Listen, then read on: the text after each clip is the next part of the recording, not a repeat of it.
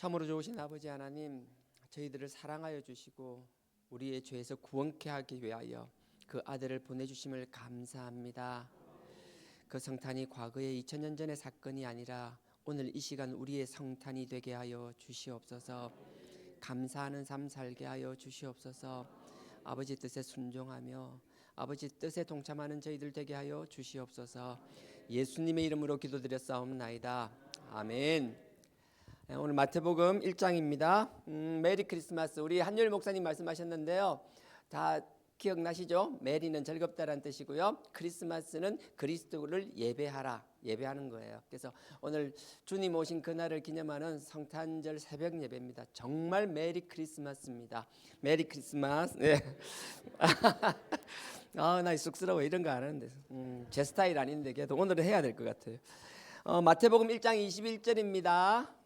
즐거운 성탄이고요. 어제 너무 좋았었습니다. 참여하신 분들도 너무 좋았고요. 또 준비하신 분들도 감사하고요. 어제 살짝 든 생각인데 우리가 교회 가는 게 항상 느낌이 이런 표현이 적절한지 모르겠는데 시댁 가는 느낌이 아니고 친정 가는 느낌이었으면 좋겠어요.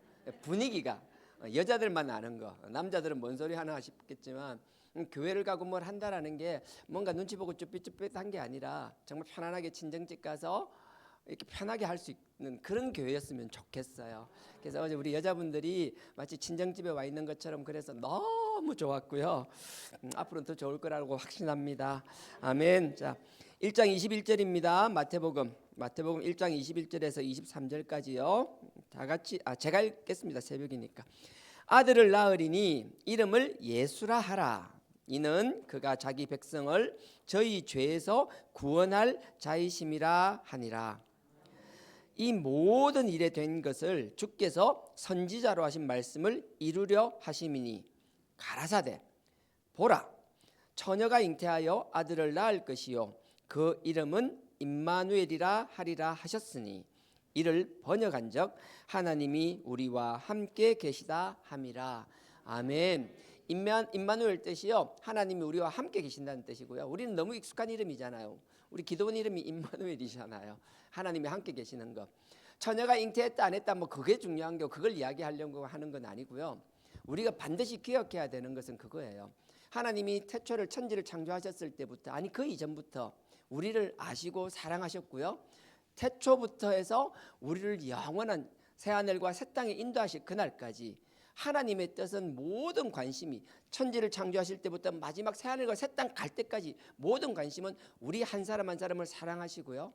우리 한 사람 한 사람을 축복하기를 원하시고요.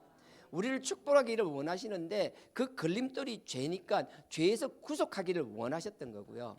그래서 이 태초부터 우리의 영원한 새하늘과 새 땅까지 모든 것을 우리는 우리의 인류사로 보는 것이 아니라 하나님은 우리를 구속하기 위한 구속의 역사라고 보는 거고요.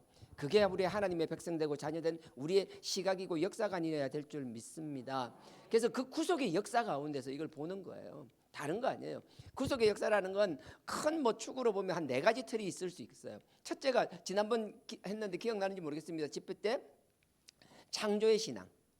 하나님이 세상을 천지창조 예전에 만든 게 아니라 그 창조하신 이 세상 모든 삼라만상이 누구를 위해서 있다라고요? 나를 위해서 있다라는 거예요. 나를 위해 준비하셨다라는 거예요. 그러니 하나님이 만드신 이 모든 세상을 내 것이라고 생각하는 그 주인의식, 내가 하나님에 맡긴 것을 주인이라는 게 완전히 자기 소유권만 주장하는 것이 아니라 진짜 주인은 따로 있는 거예요. 우린 주인이 아니지만 주인같이 사물을 볼 수 있는 거거든요. 그러니까 우리 삶의 자리가 무엇이 됐든 이것을 만드신 게 감사하며 잘 관리해서 하나님이 우리에게 주신 또 우리 다음 후대들을 위하여 다음 세대들을 위하여 잘 물려주는 것, 아니 더 좋은 상태로 유지해서 줄 수 있는 것, 그게 우리가 해야 될 사명이라는 거예요. 그러니까 단순히 종으로서의 사명이 아니라 정말 하나님의 주인의식을 가지고 이 삼라만상을 바라볼 수 있는 나와 여러분 되기를 주님의 이름으로 축원드립니다. 이 천지창조의 신앙, 이 창조의 신앙이 없으면 자꾸 사람이 이렇게 주눅 든다고 해야 되나요? 자기 존재 가치를 모르는 거예요. 뭘 해야 되는지도 모르고 그렇게 사는 것이 아니라 하나님이 다 맡기신 것이다. 그걸 확신하고 살 수 있는 나와 여러분 되기를 원합니다. 두 번째는 이제 임마누엘 신앙. 오늘 임마누엘이라 그랬잖아요. 하나님이 함께 계신다라는 건데, 요건 좀 이따 이제 설명을 할 거고요. 세 번째는 이제 그다음에 십자가 신앙 우리가. 이 구속사에서 빠뜨리지 않고 반드시 해야 되는 것, 이제 십자가 신앙이에요. 십자가 신앙은 우리가 잘 알잖아요. 고린도전서 이거 한번 찾아볼게요. 고린도전서 2장 2절. 고린도전서 2장 2절입니다. 십자가 외에는 알지 못하기로 하였다라는, 그게 고린도전서가 정말 귀한 복음, 다 어느 것 하나 귀하지 않은 복음이 없겠지만 고린도전서 2장 2절입니다.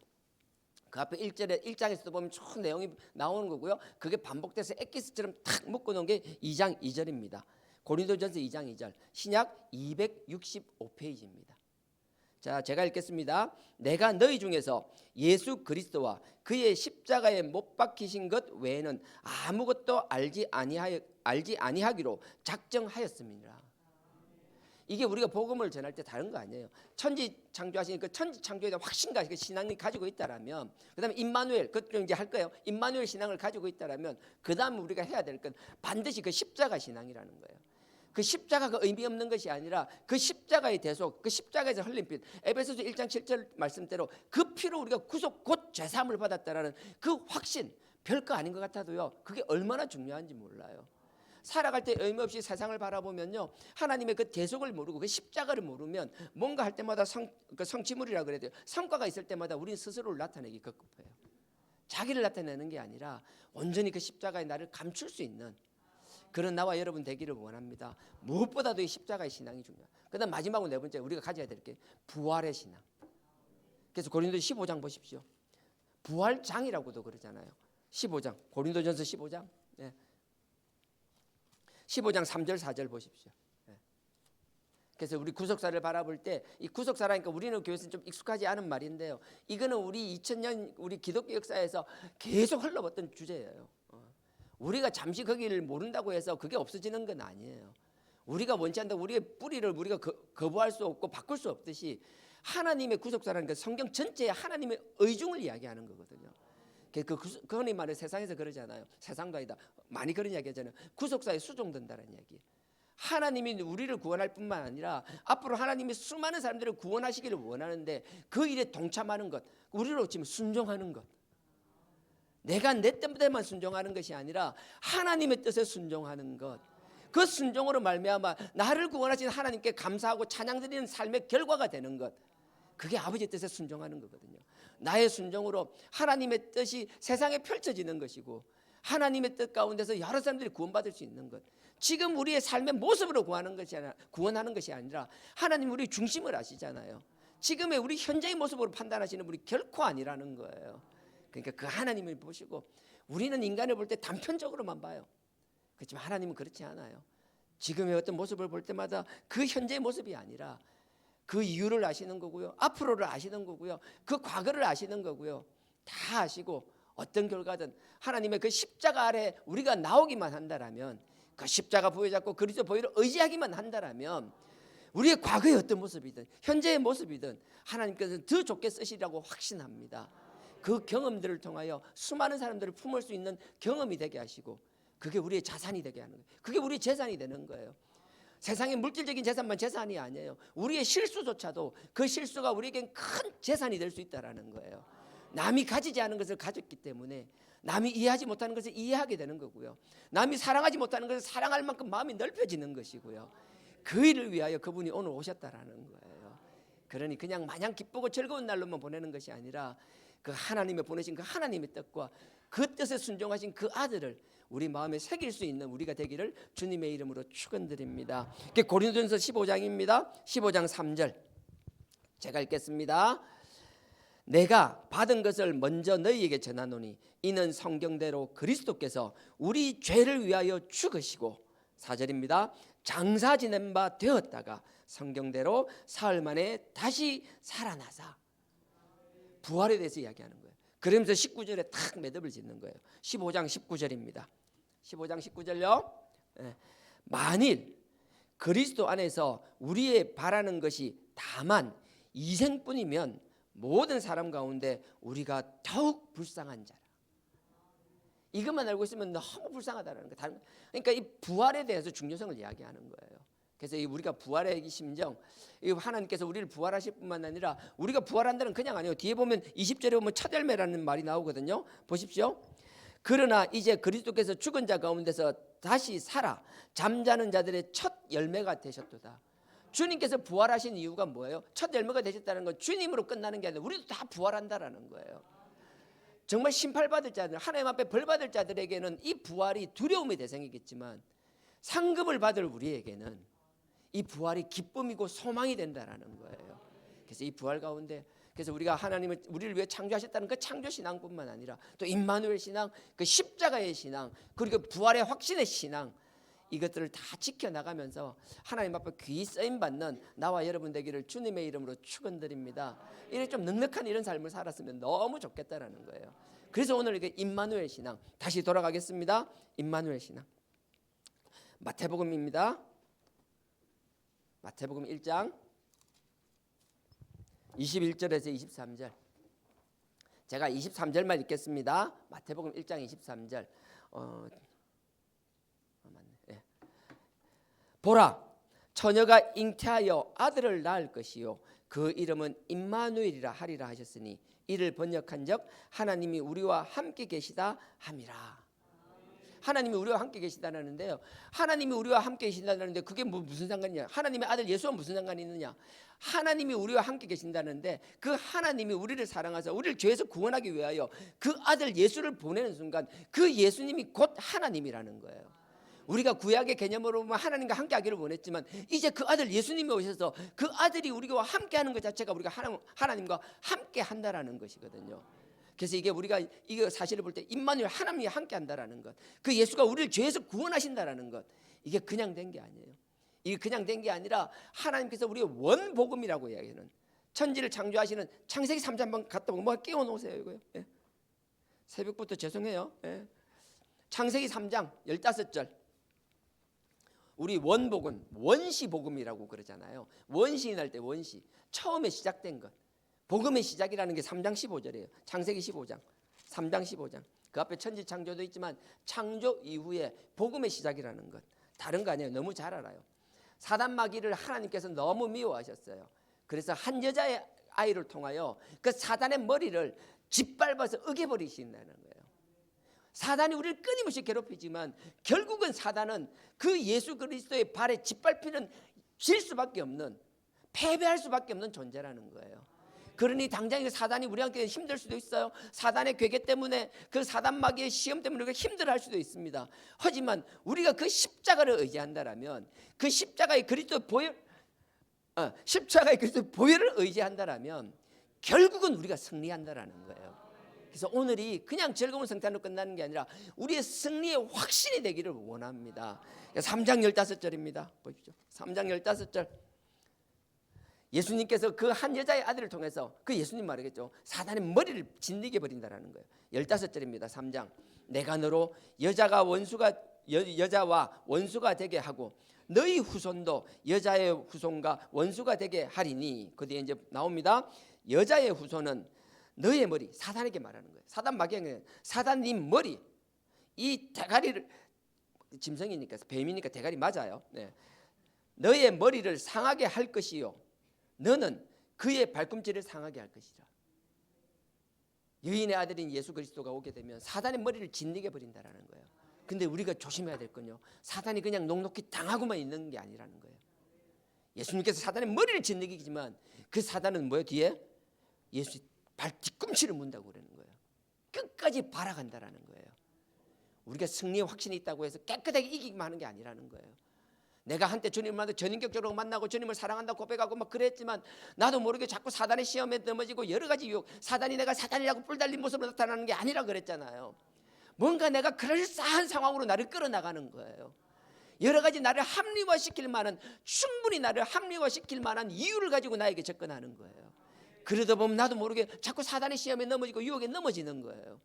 그리고 나서는 하나님 앞에 십자가 앞에 엎드려서 그 보혈을 의지하는 것이 아니라 자기를 합리화하게 만드는 것, 그게 사단이 뒤꿈치를 무는 거예요. 그러니까 우리가 물려있다고 그냥 되는 게 아니에요. 그래서 이 사단이 우리 그 주님의 뒤꿈치를 묻듯이 끊임없이 우리 뒤꿈치를 물고 늘어질 거라고요. 그래서 그거를 이 예수님의 고난을 그 얘기할 때 시편에서 이걸 그대로 예언해 놓으신 게 있어요. 시편 22편으로 가겠습니다. 시편 22편. 이게 성경을 부분적으로 보지 않고 넓게 보면 참 좋은 게 이런 거예요. 시편 22편도 보면 바로 뒤가 23편이잖아요. 우리 너무 잘 알잖아요. 여호와는 나의 목자시니 얼마나 좋아요. 우리 마음을 따뜻하게 하시잖아요. 얼마나 좋은지 몰라요. 근데 보십시오. 시편 23편에 그렇게 좋은 여호와는 나의 목자시니 하나님이 아니에요. 이제 우리에게는 그 예수님이 여호와이고 예수님이 우리 목자 되신다라는 거예요. 근데 그 예수님, 우리를 따뜻하게 해주고 품어주시고 우리를 좋은 길로만 인도해 주시는 그 예수님이 그 사역을 감당하기 위하여 22장에 시편 22편에 무슨 일을 당하시는지 나와요. 시편 22편입니다.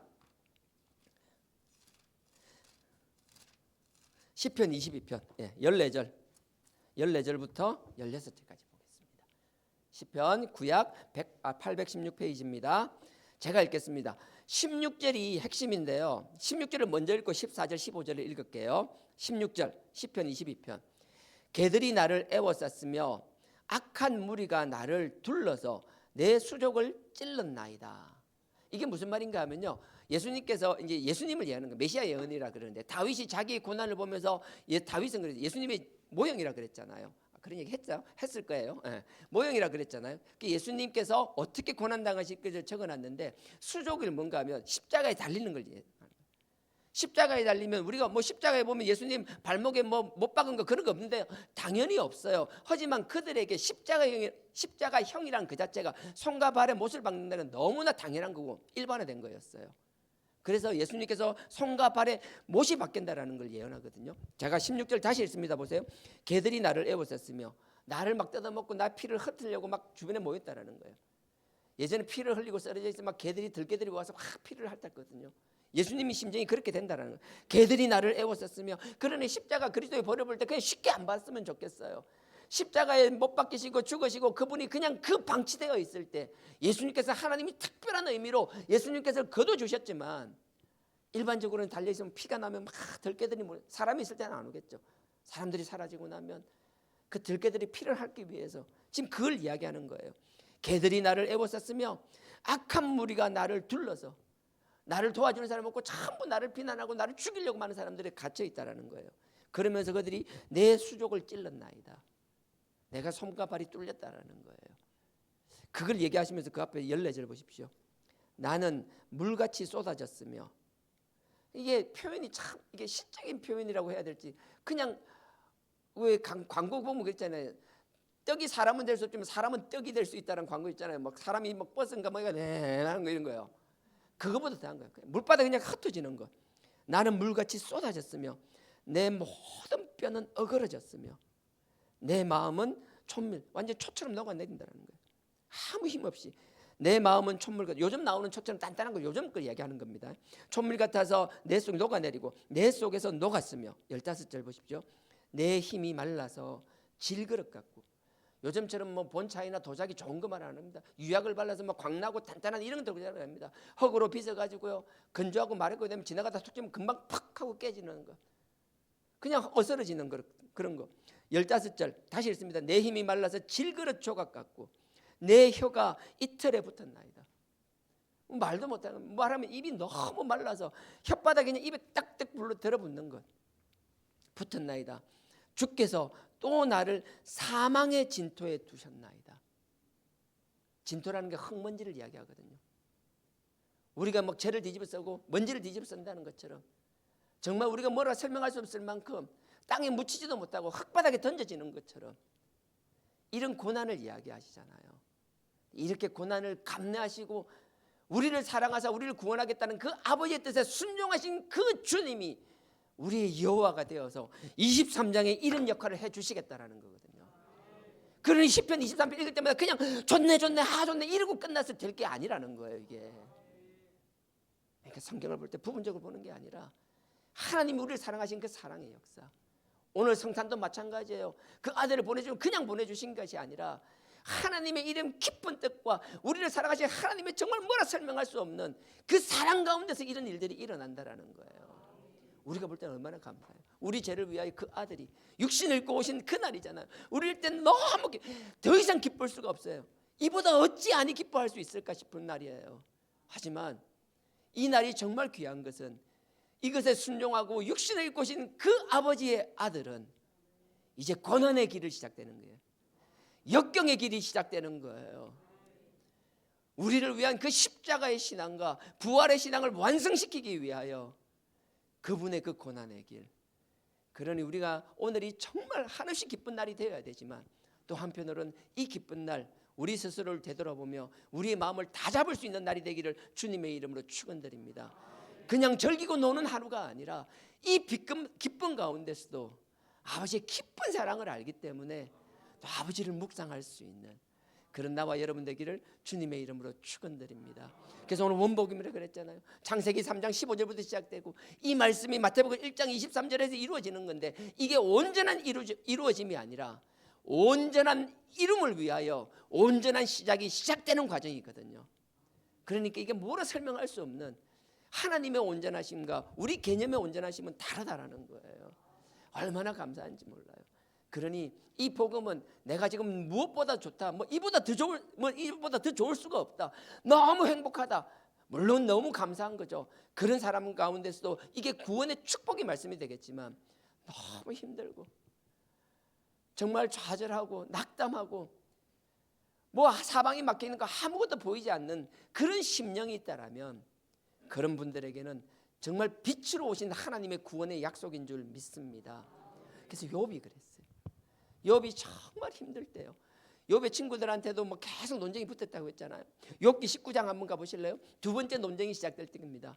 욥의 친구인 엘리바스, 빌닷, 소발과 논쟁이 벌어지는데 두 번째 논쟁이 벌어질 거예요. 두 번째 논쟁이 벌어지고 두 번째 논쟁에서 빌닷 두 번째 친구하고 두 번째라는 거 순서상을 말하는 거예요. 이렇게 막 서로 논쟁이 있었어요. 빌닷이 막 공격을 했어요. 그걸 한참 듣던 욥이 이야기하는 거예요. 야, 내가 지금 이 얘기하는 건 할 수만 있으면 그냥 제가 금강석 철필로 새겨졌다듯이 이게 그냥 쇠로 새겨졌으면 좋겠다라고 하면서 하는 얘기가 욥기 19장이에요. 욥기 19장요. 시편 바로 앞에 있습니다. 욥기 시편이에요. 욥기 19장. 욥기 19장 23절부터요. 욥기 19장 23절부터입니다. 구약 778페이지네요. 778페이지입니다. 욥기 19장 제가 읽겠습니다. 나의 말이 곧 기록되었으면 그리고 책에 쓰여졌다라면 철필로 쇠로 적어지면 그 다음에 여는 납이라는 거예요. 쇠 같진 않지만 그래도 단단하다라는 거. 단단한 납으로 영영이 돌에 새겨졌으면 좋겠노라. 내가 뭔가 하는 말이 있는데 빌닷이 그냥 지금 내 하는 말이 그냥 책에 써있는 그냥 책에 종이로 써 있는 게 아니라 철필이나 납 같은 단단한 거로 그냥 돌에 새겨졌으면 좋겠다라는 거예요. 그러면서 하는 말이 25절이에요. 내가 알기에는 나의 구속자가 나를 구원할 자가 살아계시니 지금도 살아계신다는 건 안 되는 거예요. 욥이 얘기하는 거예요. 내가 지금 너무 힘들어. 너무 힘들어서 기와장을 가지고 나 피부를 끓고 해서 어떻게 할 수 없을 만큼 괴롭고 너무 힘들어. 살아있어도 산 게 아니야. 죽고 싶은데 죽지 못해 살아있는 거야. 비참하기 짝이 없어. 나보다 힘들고 괴로운 사람은 나와보라 그래. 그런 상황 속에서도 친구에게 하는 말이에요. 내 말이 돌로 새겨졌으면 좋겠다. 그러면서 하는 말이 25절에 내가 알기에는 나의 구속자가 지금도 살아계신다는 거예요. 내가 너무 힘들지만 나를 구원할 사람이 지금도 살아계신다라는 거예요. 과거에 없어진 게 아니라 지금도 계신다라는 거예요. 근데 더 놀라운 고백은요, 그가 땅 위에 서실 것이요 후일에 마침내 반드시 선다라는 거예요. 내가 인정하지 않고 지금 나를 도와주지 않는다고 해서 그분의 그 구속과 사랑이 없어지는 게 아니라는 거예요. 지금 내가 누리고 있지 못한다 할지라도 그분의 사랑과 그분이 우리를 구속하고자 하는 그 마음의 중심은 없어지지 않는다라는 거예요. 후일에 그가 땅에 서실 것이요, 뒤에 후일이란 말이 반드시란 뜻이에요. 나중에 때가 되면. 그 다음에 26절에 보세요. 나의 이 가죽 이것이 썩은 후에 내가 육체 밖에서 하나님을 보리라. 심지어 내 때가 아니라 내가 육체 밖으로 나와야 될 때가, 내가 죽고 나서라도. 그러니 하나님의 그 사랑, 욥도 고백하는 거예요. 지금 당장 이 땅에 머물고 있는 지금의 그것으로 만족하고 끝나는 것이 아니라 그 사랑, 그 구원은 우리 육신의 물질적인 이것도 당연히 하나님 주시라고 저는 확신합니다. 여러분 받기를 원하고 저도 할 수 있으면 누리고 싶어요. 하지만 그것으로 끝나는 것이 아니라 우리의 육신 밖엔 벗어나는 상황이 있을지라도 하나님이 진정으로 원하는 건 우리의 영혼을 영원한 안식처로 데리고 가기를 원한다라는 것. 거기에 대한 확신이 흔들림 없이 있기를 주님의 이름으로 축원드립니다. 이 신앙들이 다 여러분 우리 저부터 시작해서 우리 가슴속에 다 박혀 있었으면 좋겠어요. 하나님 우리에게 주시고자 하는 부분적인 데 집착하는 게 아니라 하나님께서 부분적으로 필요한 걸 채워주시라는 확신을 가지고 있지만 그럼에도 불구하고 이 하나님의 태초부터 시작된 그 하나님의 놀라운 계획들을 그 하나님의 섭리라고 이야기하잖아요. 그 섭리를 우리 마음속에 새기는 나와 여러분 되길 주님의 이름으로 축원드립니다. 그래서 이게 시간이 없어서 그러다가 이것만 하고 끝내겠습니다. 이사야 7장. 시편, 잠언, 전도서, 아가, 이사야입니다. 아까 시편 기준으로 오른쪽으로 가세요. 이사야 7장. 이것도 메시아장이라고도 그래요. 이사야 7장 14절입니다. 이사야 7장은 배경을 설명하면 또 막 길어지는데 그냥 간단하게 이야기할게요. 아까 마태복음 1장 같은 경우에는요, 딱 그 요셉에게 하는 말이잖아요. 천사장이 하나님의 천사가 나타나는 거예요. 하나님의 사자가 딱 나타나가지고 막 얘기하는 거예요. 야, 네가 하지 말고 네 이거 해. 네 그 정원녀 이렇게 마리아 받아들여. 막 하다가 결국은 뭐예요? 알겠습니다 하는 거로 끝나는 거였어요. 그러니까 한 번에 안 되니까 막 설명한 거예요. 그때 뒤에 한 거 있잖아요. 임마누엘이죠. 기억나세요? 23절에 임마누엘 했잖아요. 하나님이 너와 함께 계신다라는 것. 그 천사가 얘기했던 그 말이 여기서 나온 거예요. 7장 14절을 먼저 읽고 잠깐 배경 설명 드릴게요. 이사야 7장 14절입니다. 974페이지입니다. 7장 14절. 그러므로 주께서 친히 징조를 너희에게 주실 것이라. 보라, 처녀가 잉태하여 아들을 낳을 것이요 그 이름을 임마누엘이라 하리라. 근데 이게 도대체 무슨 상황인데 갑자기 생뚱맞게 이사야에서 임마누엘이 튀어나오냐라는 거예요. 임마누엘은 하나님께서 내가 너희와 함께 하시겠다라는 뜻이었어요. 하나님께서 끊임없이 우리에게 말하는 거예요. 똑같은 임마누엘인데요, 마태복음 1장에서 하나님이 요셉에게 임마누엘을 얘기했을 때 요셉은 그 뒤에 아멘하고 순종을 했어요. 그 뜻을 받들었어요. 근데 여기서는요, 7장에서는 남유다의 왕이에요. 남유다 같은 경우에는 여호사밧과 요시아와 더불어 히스기야 왕이 3대 성군이라고 합니다. 근데 그 히스기야의 아버지 아하스 왕이에요. 그러니까 3대 성군적인 히스기야의 아버지 아하스에게 하는 말이에요. 근데 보십시오. 내가 나중에 읽진 않을 거예요. 너무 길고 설명하기 그러니까 그냥 간단하게 얘기하면 아수르가 막 큰 제국을 이루기 시작했어요. 근데 아수르가 문제가 아니에요. 지금은 이스라엘 바로 위에 유다 바로 위에는 북이스라엘 있잖아요. 북이스라엘 옆에는 아람이라는 나라가 있어요. 근데 이스라엘의 베가 왕하고 아람의 르신이라는 왕이 둘이서 짝짝꿍이 된 거예요. 서로 딱 손을 잡았어요. 그리고 그래서 남쪽에 있는 유다를 치려고 하는 거예요. 야, 너 우리와 한편 될래? 안 그러면 너 그냥 우리 공격 받을래? 한편 됐는데 안 한다 그랬어요. 그러니까 북이스라엘과 아람이 서로 연합을 해가지고 내려오는 거예요. 역대하 28장에 보면 이 상황에서 그 연합군이 내려와서 얼마나 크게 피해를 당했는가 하면 12만 명이 전사하고 20만 명이 부녀자들이 포로로 끌려가는 일이 생겼어요. 절체절명해서 풍정등화와 같은 상황이었어요. 그걸 17장에 보면요, 3절에 보면 이렇게 생각합니다. 3절이 아니고 2절에 보십시오. 2절에 이렇게 하면 그 위에 이제 르신 베가 막 이런 이야기 나오는데 다 필요 없고요. 2절 이사야 7장 2절 혹이 다윗 집에 고하여 가로되 아람이 에브라임과 동맹하였다 하였으므로 왕의 마음과 그 백성의 마음이 삼림이 바람에 흔들린 같이 아람하고 북이스라엘 연합회가 쳐들어온 거예요. 근데 실제로 막 12만 명이 전쟁에서 12만 명이 전사하고 20만 명이 포로로 끌려갔어요. 백성들 마음이 막 불안해. 바람이 불면 막 나뭇가지가 흔들렸지 막 백성들 마음이 중심을 못 잡고 흔들리는 거예요. 그러면 어떻게 해야 돼요? 힘든 가운데 어떻게 해요? 하나님이 우리 교회인데 막 흔들으시고 하나님께서 우리 가운데 뭔가 깨닫게 원하시고 막 바람을 불고 흔들리게 하면 뭐 해야 돼요? 영적 지도자인 저부터 시작해가지고 하나님 앞에 무릎 꿇고 하나님의 음성을 듣고 하나님 뜻에 순종을 해야 되는 거예요. 이때는 작은 우리 신앙 공동체도 그렇지만 이 나라를 다스리는 왕도 마찬가지예요. 그렇게 해야 돼요. 근데 놀라워요. 성군이라 할 수 있는 그 히스기야의 아버지는 아하스는 그렇게 하지 않았어요. 뒤에 보십시오. 10절입니다. 흔들리니까 하나님이 이스라엘을 통해서 막 해서 저쪽 아람과 그 북이스라엘 연합군은 부직갱이 타담하는 부직갱이 짝대기 같아. 신경 쓰지 마, 겁먹지 마. 하나님만 의지하면 되라고 말씀했는데 이 미련한 인간은요 듣고도 안 들려요. 아무리 하나님 중에도 그 말 아멘하고 그 말 순종하고 하나님께 의지하면 되는데 안 해요. 그 다음에 하는 게 10절입니다. 이사야를 통해서 암만 얘기해도 못 알아들으니까 하나님 이번에 직접 나타나시는 거예요. 10절에 여호와께서 또 아하스에게 일러 가라사대 너는 너의 하나님 여호와께 한 징조를 구하되 내가 너의 하나님이고 난 살아있어. 그러니까 나한테 하나를 물어보라는 거예요. 히스기야 왕한테도 요구하는 거고 똑같아요. 내가 하나님이고 너희 주인이야. 나한테 요구하라는 거예요. 너 자꾸 나를 의심하지 말고 나한테 물어보라는 거예요. 나한테 구하라는 거예요. 부르짖으라는 거예요. 11절에 너는 내 하나님 여호와께 한 징조를 구하되 깊은 데서든지 높은 데서든지 어디가 있든지 장소와 때와 장소를 구분하지 말고 나한테 요구해보라는 거예요. 근데 12절에 보세요. 아하스가 가로되 나는 구하지 않을랍니다. 나 기도 안 할랍니다. 안 물어볼랍니다. 내가 내 방법 찾아볼랍니다. 12절 다시 있습니다. 아하스가 가로되 나는 구하지 아니하겠나이다. 나는 여호와를 시험치 않겠나. 이 좋은 뜻이 아니에요. 아예 하나님의 존재를 아예 그냥 인정조차 하지 않겠다라는 거예요. 하나님의 존재를 개의치 않겠다라는 거예요. 식은방이 하늘을 찔러요. 그리고 나서 아하스는 결국 아람과 북이스라엘 연합군 앞에서 그들을 대적하기 위하여 그 위에 있는 아수르 왕에게 사신을 보냅니다. 그게 열왕기하 16장에 나와요. 사신을 보냈어요. 그냥 사신을 보낸 거예요. 성전에 있는 게 하나님 드리는 성전 기물 같은 걸 다 끌어모아 가지고 그 아수르 왕에게 갖다 바치면서 나는 아수르 왕의 딸랑입니다.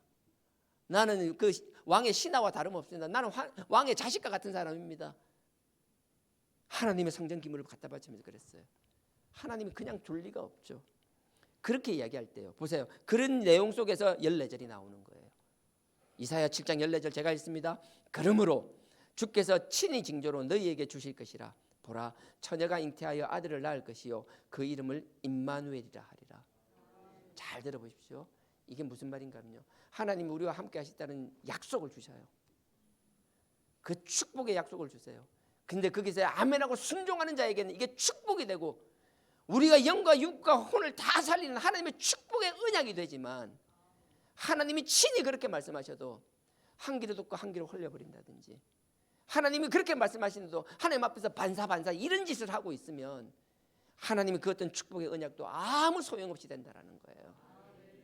결국 12만 명이 전사하고 20만 명의 부녀가 포로로 끌려가고 물론 하나님의 뜻 가운데서 선지자를 통해서 다시 돌려보내주긴 하지만 그렇게 비참한 결과로 끝나버리고 만다라는 거예요.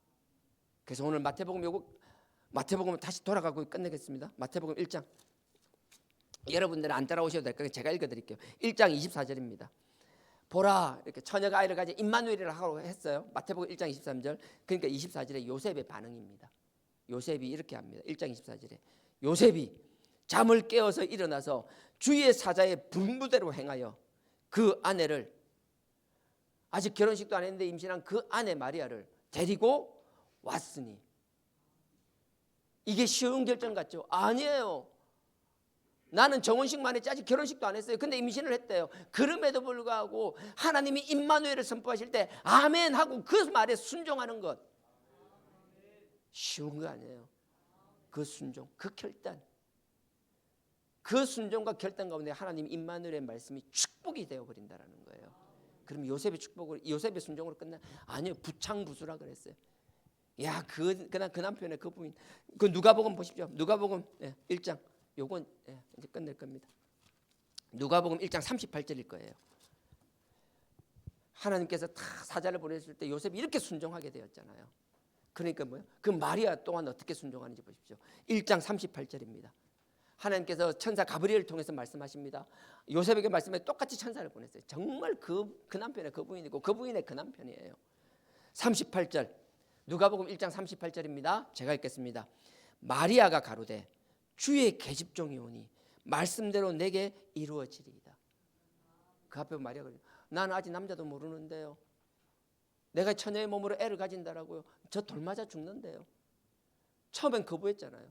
하지만 하나님께서 그 임마누엘 축복해 주셨을 때 말도 안 되는 것 같지만 아멘하고 순종하고 있을 때는 이 두 사람의 순종으로 말미암아 그냥 예수님이 오시는 거로 끝나는 게 아니라 그 두 사람의 순종이 온 인류를 위한 축복의 말씀으로 끝나는 게 아니라 축복 그 자체가 되었다라는 것.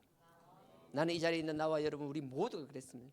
우리가 과거나 현재나 우리 삶을 볼 때 하나님 앞에 부끄러울 게 많고 흔들리는 게 많지만 그럼에도 불구하고 하나님이 우리에게 원하시는 결정적인 그 순간 뭐 인생 한 방이라고 그러나요?